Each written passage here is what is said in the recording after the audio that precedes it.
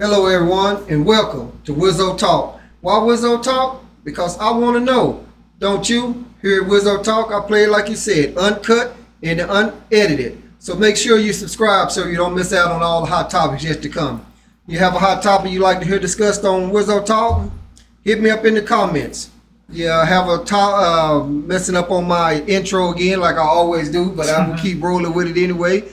Any comments you'd like to have, just hit me up in the comments and we'll be sure to get back with you. It's free to subscribe also, so hit that like button. It's also free to share. Today we're going to be talking a little Bible talk, so I'm going to let my guest do his own intro and we're going to get right on off into this thing. Hey, all right, my name is Brandon Gamboa, and I just like to speak about anything religious or anything that people believe in as far as being righteous or and this is just my beliefs basically, and my foundation behind like me changing myself when it came to that point of just asking myself like is this worth it, or just what's my purpose, those questions like I feel like a lot of people have. And I just would like to talk about that.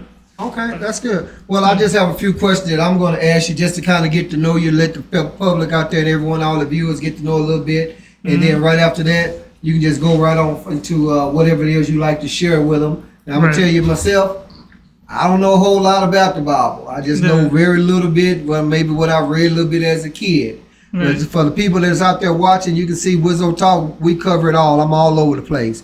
So, I just kind of like to ask, is there a certain church home that you attend, or church that you go to? No, I think for me, it's like, I'm like one of those people that I'd read it on my own. Okay. So like, I don't have a church.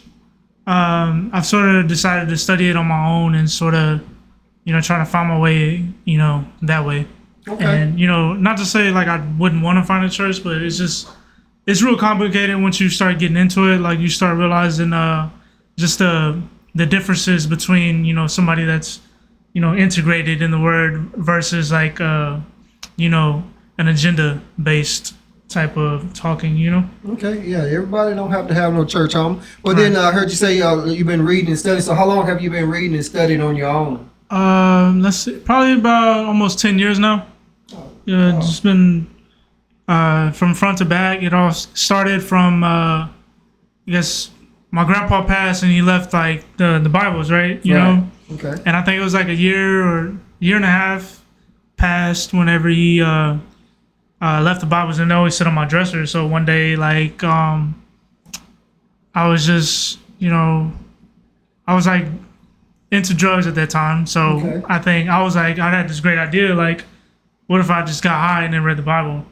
And the thing was like I remember like I just opened it up. It wasn't even like the beginning. I just opened it up and it was like, okay, I'm gonna just randomly pick a page and I'm just gonna read. And because I thought everything was just better when you're high, so I did that. And I can't remember what scripture it was, but it was like I felt scared because like when I read it, it was talking about like your eyes being red and like the damnation and the curses behind that. So as soon as I started reading that, I just had to stop reading it, and I never did it high again. Yeah. Like, cause that scared me. Yeah. That scared you. So then you stopped getting high from right there. No. I never read it high, but that's sort of when it started festering as far as like, just I want to do something more. Like it just wasn't working. Like college wasn't working. Like I wasn't happy in college. I wasn't happy with the studies and stuff like that. So that's when I guess the seed was planted, just trying to figure it out. Outstanding. Okay. So if you come across a certain paragraph, a chapter, a verse or something that you don't understand, who do you turn to, or do you just research it? How do you get some clarification on that verse or that chapter or whatever? Oh, that's interesting because usually it's just I could be at my job. I could just ask some random person like, what you think on something I've read. Like I remember, I can't remember what book it was, but it was basically speaking about how the sky portrays its love to God, and basically elaborating on a lot of nature's beauty and its testification towards God through that, through its roles. Like you know, the sky and how beautiful it is, and you know, the stars and you know their role, and like the flowers and the animals and their role in things. And Okay. I sort of just like just talking to somebody. I'd ask them. I'd be like, "So do you ever think about, you know, just the sky's role in things, and just like, you know, how beautiful it is?" And people like to, you know, look at the sunsets and, you know, Yeah. sunrises and stuff like that. And you just look at I guess the artwork in the sky per se. And a lot of people are inspired by it, you know. Right. And it's always different in the sky, but it speaks in the Bible. It's the sky's portrayal of its beauty towards God. And I never thought of it that way until I read it in the Bible. And you know, I've always liked looking at the sky. I mean, Right. I know there's, you know, everybody's different, but I've always been that person to kind of just like romanticize, like, you know, the clouds or the sunset, and just, you know, be that intimate or sentimental in that way. Right. Yeah, I definitely look up there, and it definitely is different every time. It's never Yeah, yeah. the same. It's always different, you know, cloud, no cloud, one sky, Yeah. or something like that. That's outstanding. Another way to look at it. So would you say that you live by the Bible today, or? Yeah, I would say so. I would think like it started getting deeper for me about like 5 or 6 years into it, because I started seeing it differently as far as you know, it sort of took race out of the picture a lot. I started seeing things as family based and like your name based, and how much value your name holds. Like I Right. feel like you know, anybody that has something left to them, like in their family's name, Yeah. that's, you know, beyond worth, as far as like you know, your purpose in life, your name was established and given to you know, the next generation. And I don't think it's seen that way now it's like everything is color based instead of like family based. You know, your name held honor at one point, and that's why people sort of stuck to these commandments, because your name was basically, you know, almost like your word per se, like back in the day, or like how it's perceived in the Bible. Like Judah, or like, you know, Issachar, or just any of the tribes, they would go by the last name, and then it would be like the tribe of Judah, or this person and the son of so and so, and he was the, you know, of the tribe of Judah, or Benjamin, or, you know, just one of those. And I started seeing things like that, and I started realizing, you know, how important it is to just abide by the commandments, because it speaks and elaborates on, you know, if you abide by these commandments, your family will prosper. And a lot of people, you know, hold family, you know, real close to heart. And the name, I guess, that's passed down to you is something that I don't think is talked about enough, just as far as like you want to establish that name of, you know, just to uphold, you know, righteous values. And, you know, the commandments are a good stepping stone for that process. You know, I think, you know, and that's just my belief on it. And Right. that's what the Bible's taught me, is just, you know, if I want to take a step or venture in that path, like following the commandments and abiding by them, as well as like repenting, because, you know, you can't always, you know, just be perfect every day, but it helps like having sort of like a guide in your life. And that's what it's become for me more and more every day. Outstanding. Well, you got deep. I didn't learn quite a little Yeah, bit yeah. from just listening to you talk. So Yeah. everyone out there, we got a little Bible talk going on with Brandon. So just a couple of more questions before you kind of get off into whatever it is you like to share. Yeah. So what is it that you do for maybe fun or entertainment, or is it just you just read the Bible, or what do you do for what's entertainment or fun to Brandon? So like there for a minute, I guess, just to go to delve into that question. For a minute there, I was really like in solitude. I was more or less like, I would be like, just go to work, you know, I'd be on the game or whatever, right? And then slowly but surely I started, you know, playing basketball, and then I'd go out there, and then it would go back to just solitude. And then, you know, all of a sudden, like I got into like softball, and at one point I didn't want anything to do with it. Like this is just Bible, because Right. you know, I don't think a lot of people know how to handle emotions, like, you know, coming up. Just with all the adversity and chastisement that goes on, like I don't think people know how to handle that. And that was one of those people like dealing with like anger and stuff like that.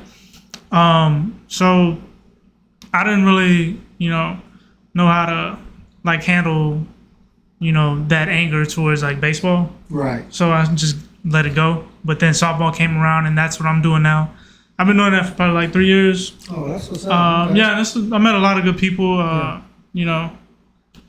And it's become like a nice community. It's like real relatable as far as like, growing up in the neighborhood and just, it's like the same thing, and it's really, there's some stuff you like, there's alcohol and there's, whatever, that's not supposed to be there. But I mean, still like, it's just nice to be yourself in the midst of all that, because I mean, that's everywhere. But in the midst of all that, to sort of just hold your values. Like people have come and talked to me and be like, why do you do this? Or like, what made you do that? Or, what kept you doing this? And it's always nice, like having those conversations. And it's usually with people that I wouldn't have that conversation with. Right. Just walking and then somebody would just ask. Cause I carry the Bible like there, like I'll just read, and some people would just go and like, what are you reading? Or, that's cool. Or just some stuff like that. But mostly it's just been softball lately. Right. And, if it's not softball, then, it's just hanging out, with just like I've gotten a group of friends now, you know, and, I got like a girlfriend now. So it's just through that and just trying to incorporate my beliefs and to that is, it's been, really interesting and, just a fun thing to work with. Right. Outstanding. I know when I met you a while back, I remember seeing you had the Bible when you was reading, but I didn't have to ask you because I kind of knew that's what you were reading from the thickness of it, one thing, of it also. And just to go back on one of the questions, I know we were at work one day and you asked, I don't remember what it was, but you asked my opinion of what I thought about whatever, just like you were saying earlier, how you kind of go do that. So that's outstanding. Just so everyone out there that's looking right now, we did not color coordinate this. I just happen to have on a blue shirt. You got on one too. So when I saw you walk up, I said, "Oh man, he got on a blue shirt too, and blue background kind of sort of." I didn't messed up my little intro or whatever a while ago, but I never get it right all the time. But here on Wizzo Talk, I play like you said, uncut, unedited. And we do a little Bible talk with Brandon, getting to know him. So that's some of the questions that I had to get to know you and just kind of let the people out there know who you are and what you stand for, what you're about. And so now I know that you have something you'd like to share with us on your own. So I'm gonna turn the mic over to you, and then you let us know what's on your mind. Okay. Well, I think just explaining the Bible to people and just elaborating on how it can change your life, and just I enjoy hearing people's perspectives. That's one of the main reasons why I read it, just to bring that question or bring that thought to people's head, because not everybody entertains that type of conversation, and that's okay. But I mean, those that do, I always appreciate, I think one of the questions I can't remember, I'm not good like on, believe it or not, just like naming the scripture or with the book, but I can tell you that I remember Noah in the Old Testament, he built the ark, right? But after, like, God repented from, that deed. And it speaks in the Bible, it says only the son repents, the father doesn't repent. So I got that thought that, why is he repenting? And it must be his son, right? So, and then, there was another instance that I can't remember, it escapes me right now. But that was one thing for me, is like, if he's repenting right here in the Old Testament, is that kind of a testification that he's really, that's Christ or the Messiah that's sort of making these moves? And I think I had another question regarding the book of Daniel. He basically had these three friends, and he was in Babylon in captivity. The people were right. and his 3 friends were faithful to the God of Israel, and the king of Babylon, Nebuchadnezzar, built this golden image. And this has a lot to do with idolism, because I don't think idolism is talked about or preached like enough as far as how it corrupts you and how it influences you in just ways you don't even perceive. So they were supposed to bow down to this image, and you're only supposed to serve one God, right? So they didn't do that. So they said at the sound of any musical instrument, you have to bow down.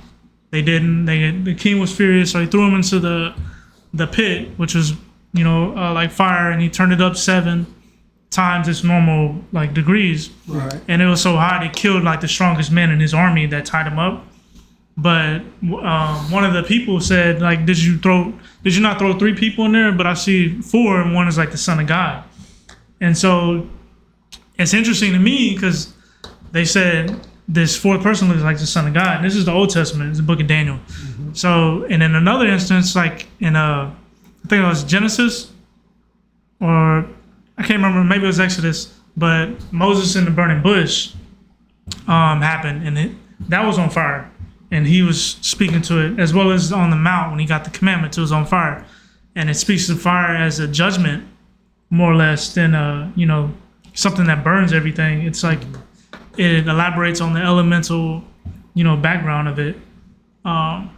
And I think just delving into those things, I'm like, where I'm at right now is just trying to understand what I don't understand, and more or less just speaking to people about it, and just seeing if they can spark just an idea in my head, Right. or just to get their, just anything they would have to offer, because I know people are really creative, or they have their own uniqueness about them, and I like to just delve into that. But some things that get on my nerves is just like the idolism and the that's really what's been just more or less it irritates me, as far as like seeing that portrayed just everywhere, and it's not spoken about.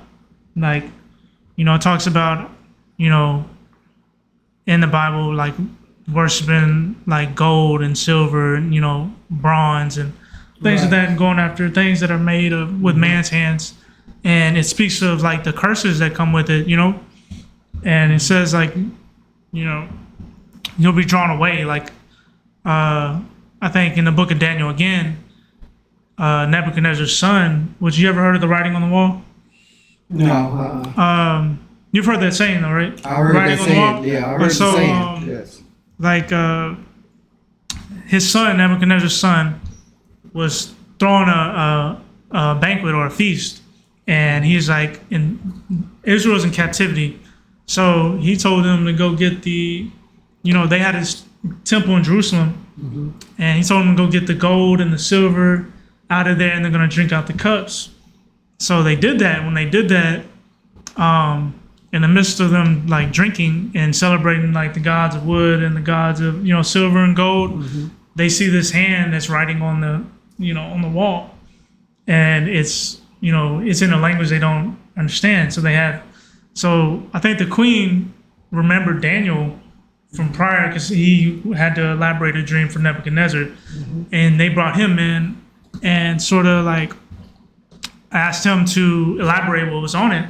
And these are one of the questions I have, as far as like, I don't understand, because when he interpreted it, he said the writing on the wall was like Medes, Peres, Upharsin. And I think it's different in certain Bibles, but when it goes in depth in the Bible, it tells you what it means. I think Medes meant like you have been found wanting in the scales, and I think Peres means like it described like I can't remember it fully, but it was talking about the Persia and Moab was going to come and overtake them. Right. Like, and then I can't remember the last one, Yeah. but it wasn't a parson that it elaborated. Remember I said those 3 words? It was like Right. Teres or something like that. And I was just wondering why it changed. Like, how come it wasn't, a parson instead it explained something else, Right, and just to go on some of the to understanding and to get to know. Now I know you said that sometimes you'll ask just like people at work or whatever, and like one time you asked me, and I was like, man, look, I don't know nothing hardly about it. But I mean, to really get an understanding, don't you think maybe you should probably ask maybe this bishop, this preacher, or somebody to get the understanding? But I mean, I've heard a verse in the Bible that'll preach two different ways by different types of preachers or whatever. But I mean, just to get some understanding, you think maybe you could reach out to one of them or just choose not to, just ask everyday people what they think about it? Okay, so that's funny that you say that. When I was getting into it, probably like 2 years in, 3 years in, Right. I tried to get back into church. Okay. And I was helping my friend out. He was making shirts.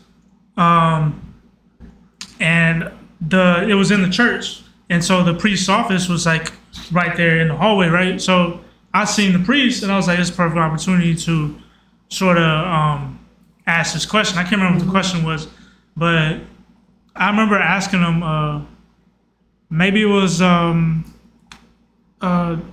this might have been the question. Peter had two swords and Christ said, it is enough. Okay. And I was like, what would he mean by it was enough? Like, he didn't tell him put the swords away. You know, he just said it is enough. Like, what was enough about it? Mm-hmm. And I remember asking him, he didn't give me like just an answer I wanted. And just certain, like, even if you go to church, it doesn't mean like they're, you know, just founded in the Bible, you know? Right. Like, and that's what I've gotten just from reading it, you know, just so long. I can sort of see the difference because there's this parable that Christ speaks about the seed and the seed that's, you know, was dropped on the wayside and was swept away in the waters, and the seed that was dropped on the rocks, and the seed that was dropped in thorns, and the seed that was dropped in the good land. And he explains like the seed that was dropped in like on the seashore was swept away because it didn't, you know, I forget that part. Right. But right. the one on the rocks was because it wasn't founded, like it didn't have a foundation. So they it's the people that received the word but weren't rooted in it, so they were swept away. Mm-hmm. And then the ones that were dropped in the way in the grass, they're caught up in the cares of the world. So they were choked up by the thorns. The word never got to them. But the ones that received the word in the good land, they bared fruit, and they were able to, you know, basically be fruitful upon the earth with the word. Right. And it's sort of those things that came to light when dealing or speaking to people of the church, because you could speak to them. Like, I would ask questions to people that went to church, right, and they wouldn't give me an answer. They would just be like, no, like, I don't think it means that, or, you know, maybe you should come to church, or, you know, I don't, you know, it'll just be like a bunch of more, it'd be like more confusion, more or less than an understanding perspective. And that's why I don't like look at people and be like, yeah, they go to church. It's just it's a question, but, you know, that's what my experience has been, just asking people that go to church. Is they're more or less based on like an agenda type of, you know, foundation, more or less, than, you know, going out and reading it and getting their interpretation and asking questions. Because I think a key part of the Bible is asking questions, you know, like, why did this happen or why did that happen, you know? And, you know, one of my favorite books is like Job. No, actually it is my favorite book, which is Job. And it's one of the only books that talk about like, you know, the conversation between Satan and God. Okay. And so it goes like God was, called all his sons to him, and Satan was amongst them. So he was like, you know, what have you been doing? He was like going to and fro and up and down upon the earth. And God told him, he was like, have you not considered my servant Job? Is he not righteous? And Satan was like, he's only righteous because you've blessed him so much. If you let me, if you take that away from him, he will curse you for sure. So that was like, that's one of my questions, just like going in, like before I go into it, is just like, why would God, like, why did that happen, you know? Right. Was it to preach that story, or like, I just don't have a clear understanding as to why. Because like what happens next is like his, Job was respected by everybody. Okay. And he knew the word just from reading it. Like he knew the word like anybody else, even though it doesn't speak of him preaching. His brothers, his sons and daughters died. His cattle was burnt up, and I think his cattle was killed, and his crops and stuff were burnt up. And so his wife comes up to him and is like, "Why don't you curse God?" And he's like, "You sound like one of the foolish women. Will God not? Can God not be good and like?" And take away and be like, it was basically like, can God not give and take away? Right. So when I read that, it was kind of understanding that, just because things don't work out my way, or just because, things didn't happen, to my convenience, doesn't mean to give up. To give up. Right. That was one of the things that kind of resonated with me, is just as far as like, things may be bad, but it's okay because, then that's when it started getting to the point of just going into that book and hearing him speak of like, why this and why that, like why curse me? Why do you put your hands against me? Because it happened again. Like God asked Satan, like, have you not considered my servant Job? Is he not righteous? And Satan said, it's only because you haven't let me put my hands on him. So he said, put your hands on him, just don't kill him. So I remember something like that. Yeah. So he ends up doing that. He puts him like on his deathbed to where he's in pain, and he just, he can't even sleep because he's in so much pain. So then it goes into the dialogue between him and his friends that sort of, instead of comforting him, they're more or less saying like, you have done wrong, and that's why you're here. And Job was more or less saying like, I haven't done anything wrong. If anything, it's God that's put his hand against me. And like, I would only ask him to his face, like, why would you do that? And so they go on this like interesting like dialogue between each other, and it's hard to understand. It's one of the hardest books to understand for me. But just like reading the amount of emotion and the amount of detail into their perspectives on things, it really changed me. Like, it really inspired me as well to just ask questions, as well as like be very detailed in how you speak and how you portray yourself, or on things that mean a lot to you. Like, be very detailed and be very persistent, and also be understanding, because like I understand, like I could be on both sides of that. I can be the one asking questions, as well as I can be the one in the wrong, because at the end of the story, there's a servant with him. He was younger, and he was mad at the three elder men because he was like, I said I would let y'all. He basically said I would let y'all talk because y'all were older than me. Okay. But the fact y'all haven't told Job, like, you're justifying yourself rather than God, makes me ashamed. And then he started speaking, and he was going into detail about it. And then God ends up speaking in that book and answering Job, and Job sort of shut his lips like he should, and basically saying like, I will speak no more. I'll only listen. And God basically started elaborating on things like that I never thought of, just like, where were you when I laid the foundations of the earth? Or did you measure like the firmaments of the ocean? Or, do you feed the lion and its cub in the wilderness? Or did you, do you know where the frost or the ice comes from? Or did you walk into the gates of hell?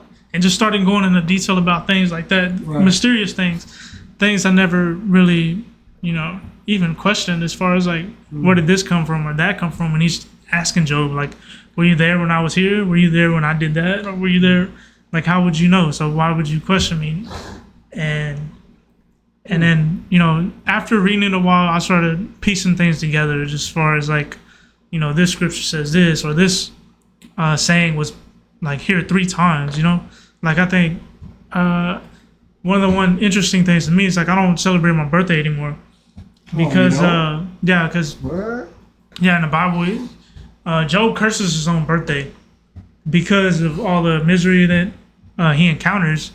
And he said, like, cursed be my day, let that day be filled with darkness, you know, and like, cursed be the womb that bare me. Why did the just started going into detail about it. Right. And I think it's mentioned in, I can't remember what other books, but it's mentioned probably like 2 or 3 times throughout the Bible, like in the Old Testament, as far as like, cursed be the day I was born, you know, because, you know, the misery I've seen and the hardships that go. And that was always interesting to me. Yeah, that's interesting. I mean, to me, I get to where now, that's the only day that I really celebrate is my birthday, because that's when I was given life. To me, all these days of Easter, Christmas, veteran flag, this and that, or whatever, this holiday and that holiday, you know, those days, Father's Day, Mother's Day, those days are, to me, are just some made up days, that, as far as I know. But my birthday, I mean, that is one that I choose to celebrate overall. Yeah. You know, but you know, that's just kind of me. I'm sure other people can differ. But and then just to go back to when you was talking about the people in the church, and some of them in the church for going to church 20 and 30 years, I've always said that you should always read and study yourself also. Right. You know, and sometimes you can't get an answer of an understanding of a scripture or a verse that the preacher or the pastor or the bishop or whomever is talking about. They just are kind of sitting there in ooh and ah and not really studying the word themselves. And I was guilty of that when I used to go. I used to just sit there and listen to whatever the sermon was, and sometimes wishing that it'd hurry up and be over.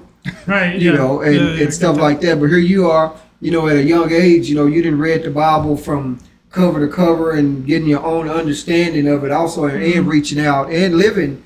You know, it's in change of living from, like when you were saying, from, who was that, your father that had the Bibles or something? Yeah, it was my grandpa. Grandpa, that had them and kind of changed it. And then you went on saying, you know, I'm not going to read it high no more. That's a little bit different, you know, different understanding. I definitely wouldn't do that. So you definitely got to have a clear head when you read and kind of get some understanding of the word in there. And I can understand that. So, and when you was talking just then about, and I may get it wrong because I sometimes I got a little short span, and you can see I messed up my intro. Everyone, we talk with Bible Talk with Brandon here, my guest.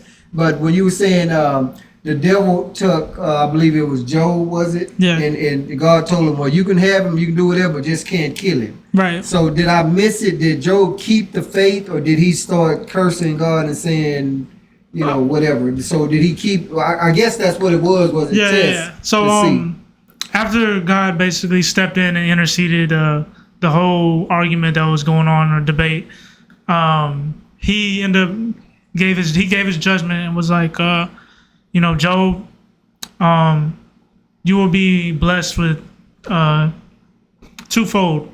So he had twice as many kids, twice as many cattle, twice as many crops. You know, and he said, pray for these 3 men, which were his friends that were chastising him on his deathbed, so he wouldn't kill him. So his friends were ultimately in the wrong, and I've yet to basically be able to edify that properly to like my liking as to why they were wrong. Because if you read it, there's not too much. It's not very evident that they were wrong, other than when the servant pointed out, like, you're basically not getting onto him for justifying himself, you know, rather than God. So it's always fun, like, reading that part and just trying to understand it, because the more I read it, the more you get a different understanding every time. Right. Like through and through, you know, just from year by year, because I've read it a lot. So it's always a different understanding, and it's just it's unique because it's always a different part of my life too. Right. So, I mean, that's outstanding. I mean, I know that, I don't know how many years ago I tried to read it, and I think I made it probably about 3 verses off into the Bible. I'm like, man, it's a whole lot, you know. But I've always heard that it doesn't go in order. You have to kind of start in Genesis 1, 2, and then to finish that is over in Romans or something. I don't even remember what, but just as an example. So if you read it from beginning to end, it kind of skips around from what I was told. So it's not right in order. I mean, there a little bit, but I guess for me, it's not It's not so much of a big deal because I mean the first 6 books, I don't know if they're in time order, but they're Right. all written by Moses. Okay. So I think it's like Genesis, Leviticus, Exodus, Deuteronomy, and Joshua, and I can't remember the other one, but yeah, all Okay. those are pretty much the It was written by beginning Moses. to the whole when they reach the promised land. Oh, okay. And that's just something I've been trying to work on too, is like those holidays, because it tells you to celebrate those holidays. Like I've never understood why people celebrate Christmas when it says like you're supposed to celebrate the Passover, because the Passover is when like the people that believe in God and were chosen by God were taken from Egypt into the Okay. to the promised land. Well, it's strange you say that. I mean, not strange, but I mean, I didn't know that because I'm thinking that, I mean, I don't know where it originated from, them doing, celebrating Christmas. And I know they were saying the birth of Christ and all that, Yeah. but I mean, sometimes I sit back and say, well, how did they know? But I went to visit. I usually go and visit any church that asked me to come and visit. Someone Right. offered me to come and visit, and I'll go and visit with them and sit and listen to whatever it is they have to say. I went to the one, I can't remember what it is, but they have church on Saturday, and then he told me a whole bunch of stuff about how the Romans changed this day and that day, and Saturday is really the first day, and so it's just so many different, I don't know, interpretations of it, I guess, how does one really know? And I've also heard that in some of the Bibles, some of the chapters was left out, and have you Yeah. heard any of that, or that you know of, or? Yeah, it's always interesting, like, because I've run across people that they're dubbed in it too. Just like when I used to work with you, like, Right. I ran into people that were like, you need to read the Apocrypha or something like that. And there's like, just, more. They do talk about like the more books that are into Right. it. But I mean, just from my understanding, it's just the foundation of, learning how to appreciate God and taking honor in that and being proud of that, like, giving yourself up to God, just as far as like that's what I want to do in life. I want to represent Him and glorify Him, and that has taught me a lot as well. Just being able to act with humility and just being submissive and not always being so prideful and arrogant and quick to emotion, and just taking honor in that, because a lot of that I had to learn just through trial and error, because growing up you have your role models, the older folks like in your neighborhood, or just people you idolize just growing up, or even on TV, and you see sort of the characteristics that you want in yourself, and you get lost in it. And that's what I was, just like anybody else. You get lost in it instead of having this foundation about you. Like, there is honor in being humble. There is honor in like having knowledge in the Word of God, or being just kind and comforting, as well as being respectful and disciplined and authoritative in your beliefs. Right. And that's what I've come to realize about just the religion. It's it's something to uphold, like it's worthy. It's something that people look for in life. Like, they look for this peace, they look for this growth, they look for this happiness, and it's all in the Bible, in my belief. And just growing up, like, you hear about people believing in God, and that was throughout my childhood. I didn't grow up in church, Right. so I would always hear that, but I never really understood. But I always appreciate people that do believe in God, because I feel like that's the family. Like, that's our family. Like, you believe in God, we're supposed to do this together. Like, we're supposed to understand each other. Like, when I speak or when you speak, like, I want to understand what you understand, because you have a different outlook and I have a different outlook, and we can grow like that. And just seeing it that way, instead of being in more like a me versus you, because it is discouraging when you try to get people to read or try to get people to study and they don't want to, and and that's just it's just hard, like to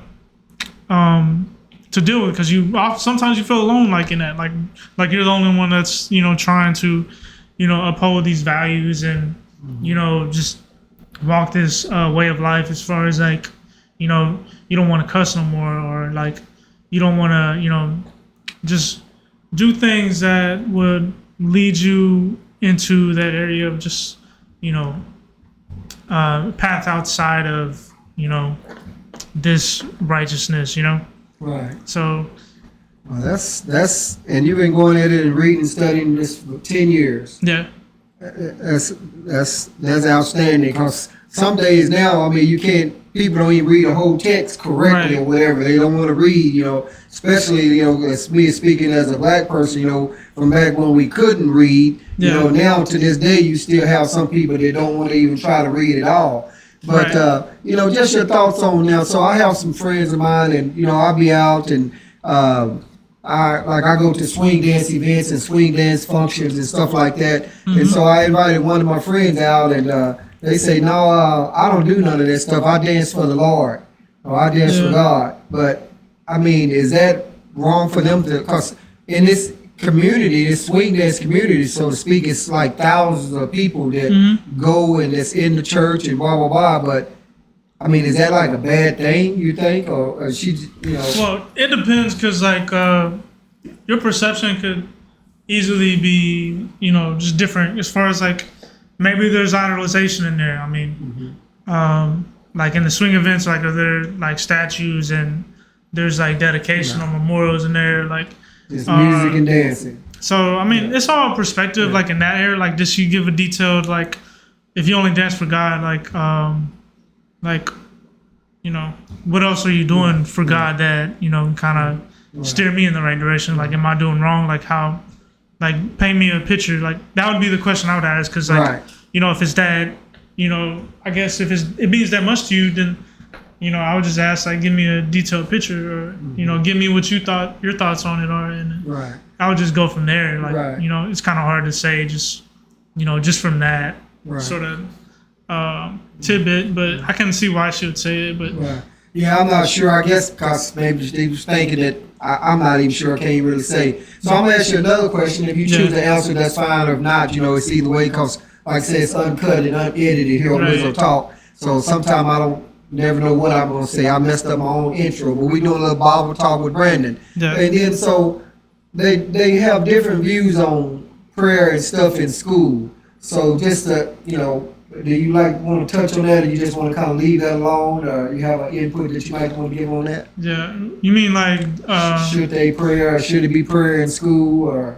well, based on my belief in just, I think if they value the community and just, you know, that in the neighborhood where they're at, like there's people that are founded in that religion, just in the God of Israel and Christ, and like to sort of shelter them away from that is and not, you know, elaborate on how that affects them long term, like not delving into the preachings of Christ and the preachings of Moses and the preachings, like, because they can spin it either way, like as far as there is killing and there is like, you know, genocide per se, but like they don't go into depth as to why. Like God tells you this because he can't be around sin. So when he told the people like of Israel, like the people of Israel died in like on their way through the wilderness. Okay. Like none of them made it that were the originals except Joshua and I think Phineas. Those are the only two originals that made it, because they would have got there sooner. But I think Joshua and Phineas were part of the scouts that scouted the land, the promised land, and they came back and they were like, "Yeah, we're good to go." But the other ones, I think there was 12 in total, and I think the other 10 were like, "No, they're too big. Right. Like they're giants. There's no way. Like we would surely die." Right. And so it was just a bunch of that. As far as unbelief, even though he was like, God was a pillar of fire at night for them and a cloud by day, as well as like, you know, he lit the whole mountain on fire when Moses went in there, as well as like splitting the sea, you know, for them to walk, and they were still challenging them. And then on top of that, he was feeding them bread angel's bread for 40 years, as well as their clothes didn't get old over those 40 years. Right. And then he was just doing so many miracles, but people were still like, y'all not, they'll go to Moses. They even challenged him. They threatened to like kill him, Moses, because they were like, because there was a tribe called the Levites, and they were the priesthood. And they told Moses, was like, we're just as good as you. We are just as right as you to lead the people. Like, we're done like following you. Like, it's time for us to, sort of overtake it. And Right. they sort of had turmoil in that way. But I think just going into teachings like that and explaining to, children early, based on like what we're founded on, like, because I know I come from a background like that. I'm assuming you come from a background of just believing in God. That would help tremendously as far as like bringing peace and, just tranquility in the neighborhood. Because, growing up in the neighborhood, it's more or less like, just like when I was growing up, it's like you had to be a good fighter, or you had to be really funny, or, you had to be really good at sports in order to just get attention, Yeah, right. And it was there was people who weren't that, and they just got, it was just bad for them. And everybody knows that person that was just sort of like, treated terribly. Like, it wasn't even just us, like it would even be at home. Yeah. Like, and it just wasn't founded in that household. And so just remembering those times, like I even had to go through that in my household, just not having that peace and tranquility really shapes you in such a hard way. It's hard to find your way out of it. Right. And that's really what helped me as far as just reading it and sort of just understanding like that's been going on in my family. That wasn't a personal thing between me and, my folks. And it's, just not holding a grudge in that way as far as like anymore. And just sort of understanding that they were trying their best and they were dealing with their own personal issues and, people aren't perfect. And just, that's what the Bible taught me. And just like understanding, like, you will be attacked by your own family members. They will try to push your buttons, but just being the one that's trying to, understand and just take it and just endure because God endures, and just remembering that and trying to be that righteousness that He is, preaching in the Bible. Right. Do you see yourself maybe trying to, or maybe not trying to, do you see yourself teaching others, or maybe if you had some, say if you did join a church or whatever, taking over the youth or teaching anyone, or the Bible, trying to get them to read more or learn more, even if it wasn't joining a church, but just people like out some of the friends that you just talked about in your group, that you kind of associate with them. That's interesting because I don't know, because for me, it's like I've always wanted to sort of move to like Israel and sort of do that because I feel like the religion is founded there. It's more upholded there. It's more sacred, and I think here it's more or less like it's getting away from that. Like, there's people here that believe in it, but it's getting away from it so bad. Yeah.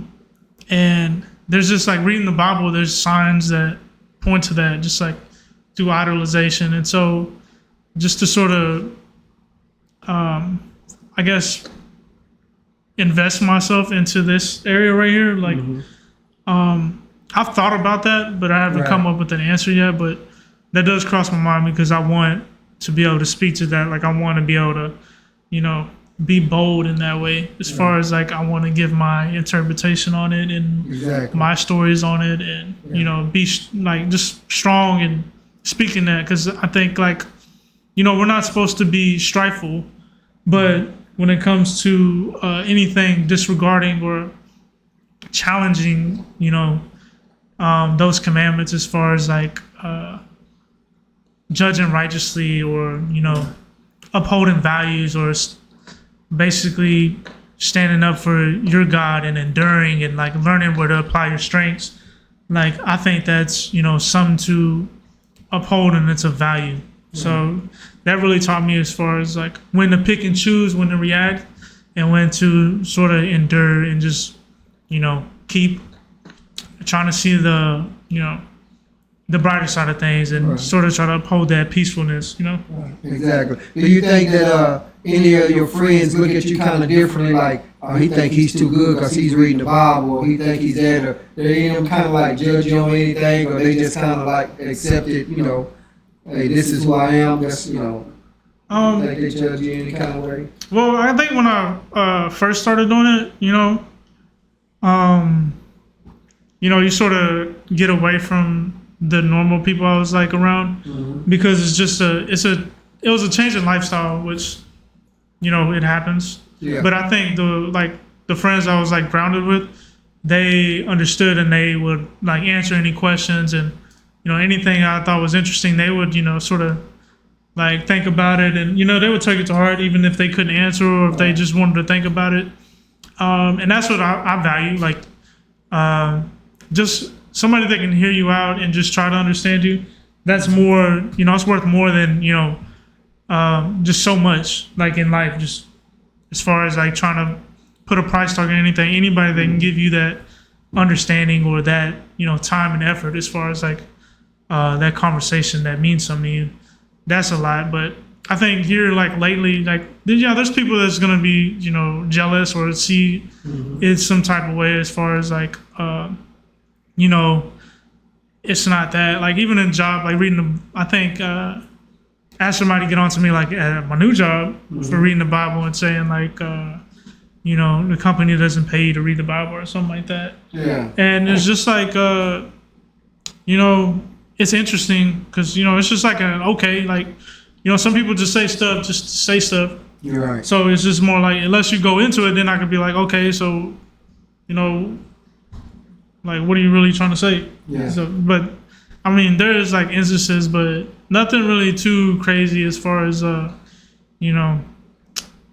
anything just traumatizing, or Right. tragic. It's just more or less like undercover things, sort of like sneaky things that would happen. But I don't pay it too much mind, because like I said, I'm just really confident in what I believe in, and I try my best to uphold that, and things like that I don't let those sit in my just in my heart too much anymore.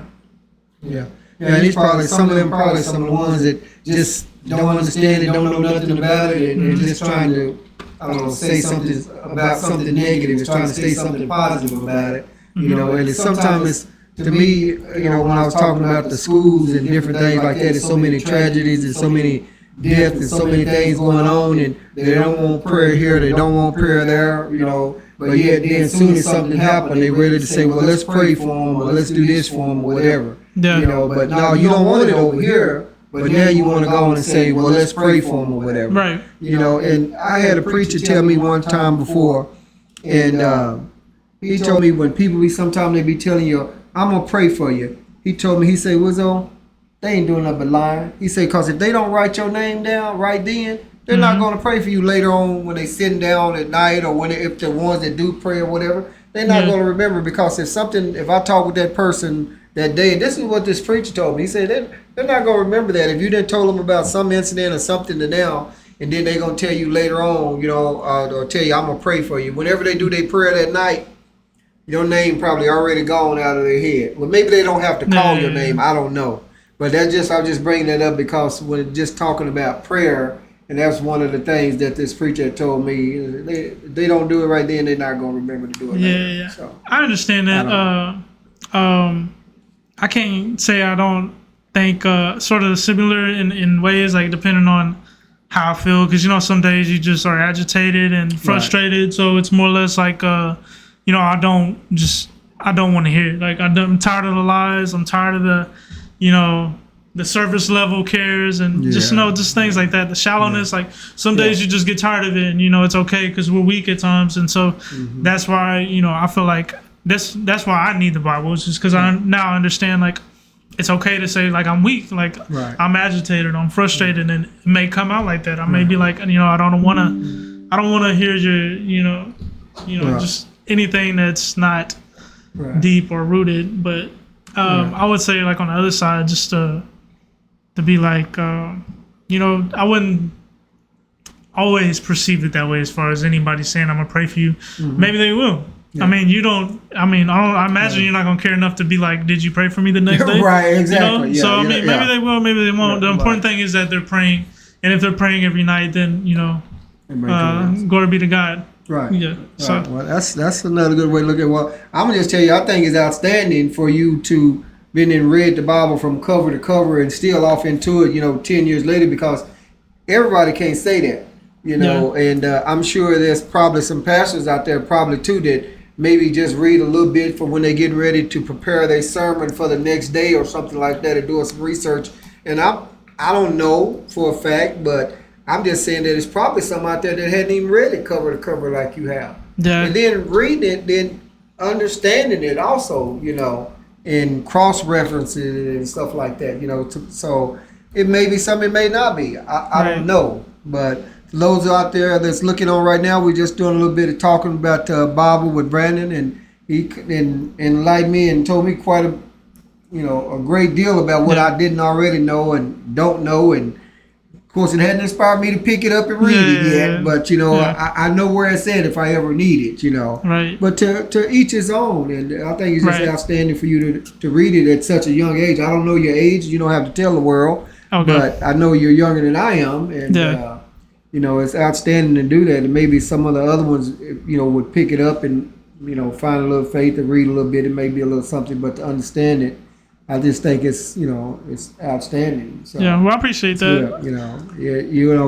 We've been going in for almost about an hour. Which is good. Besides my intro that I fumbled up, and you got all loose, and we all color coordinated in our blue, which we didn't work on. But is there anything you kind of like to close out with to let anybody know anything? I would say just like I really enjoy praying nowadays. It's that challenge of trying to find the words, because I feel like I've always heard people say, like, I don't know what to pray about.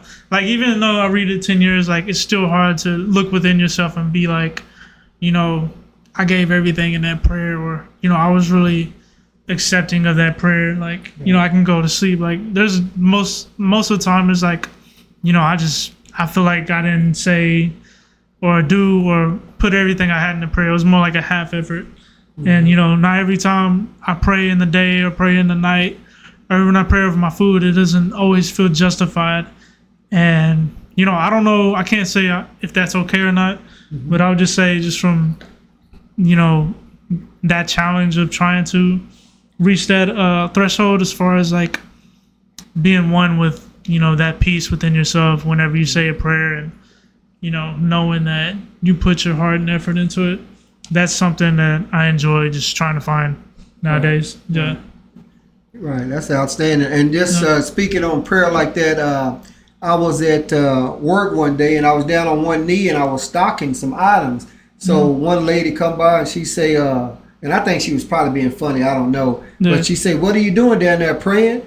I told her, I don't have to pray on my knee. I can pray standing up. I can pray while I'm walking. I don't have to be down on. But I think she was just kind of being funny as saying that like that, so whatever. But again, I think it's outstanding, job for you to do that, at such a young age, a young man like that. And, hopefully you keep it on, and you sound like you're not letting your friends get in the way of your, your study and your reading or whatever. You still continue to do that and continue to grow in the word and get your own understanding. And like you already said, you can't get some of the knowledge and some of that from people at church, because sometimes some of them don't even know themselves. They just go there and they sit in the pew, and when the pastor finish, then they're finished.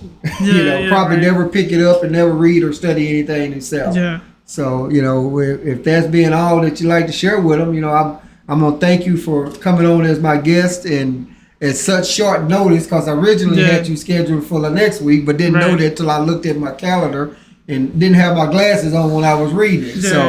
But I really appreciate you coming out, and hopefully we have you on some other time. If you have anything that you like to share, or take a note or something one time or whatever, you can always hit me back. You got my number. You can always come back on Wizzo Talk. I would be glad to have you.